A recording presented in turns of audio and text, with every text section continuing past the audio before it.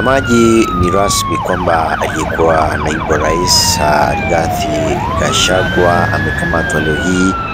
na anatarajiwa kusafirishwa moja kwa moja hadi makao makuu ya DCI, idara ile ya kuchunguza na upelelezi na jinai DCI humu nchini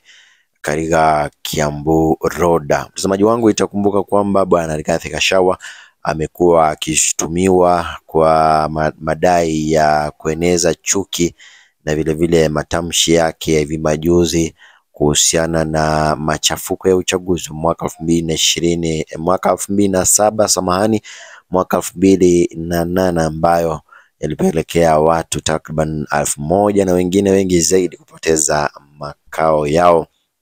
Wabunge mbalimbali ikiwemo Silvanus Osoro, mbunge wa Kapsaret Oscar Sudi na wengineo,